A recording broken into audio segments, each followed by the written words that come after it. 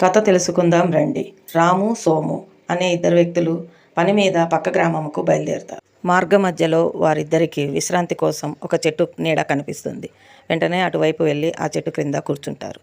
వారిద్దరు అలా కూర్చున్న కాసేపటికి అటుగా ఒక బాటసారి వెళ్తూ వారి దగ్గరికి వచ్చి, నేను చాలా దూరం నుంచి వస్తున్నా, నాకు చాలా ఆకలిగా దాహంగా ఉంది, మీ దగ్గర ఏమైనా ఉంటే పెడతారా అని అడుగుతాడు. దానికేం భాగ్యం అని రాము వెంటనే రండి కూర్చోండి అంటాడు.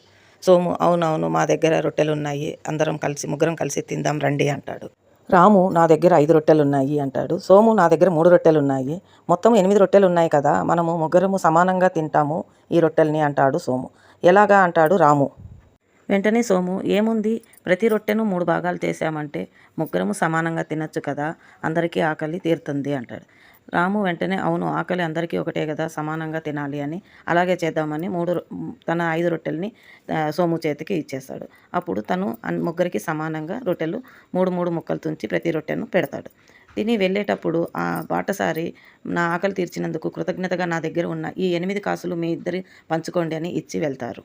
ఇప్పుడు ఈ 8 కాసులని ఇద్దరం సమానంగా తీసుకుంటాము అంటాడు సోము. లేదు, నేను 5 రొట్టెలు ఇచ్చాను కదా, నువ్వు 3 కదా ఇచ్చావు, నేను ఒకటి ఎక్కువ తీసుకుంటాను, నువ్వు ఒకటి తక్కువ తీసుకోవాలి అంటాడు రాము. లేదు లేదు, ఇద్దరం సమానంగానే తీసుకోవాలి, నేనే కదా చెప్పింది సమానంగా తీసుకుంటామని అంటాడు సోము. నెక్స్ట్ వీడియోలో తరువాయి భాగం.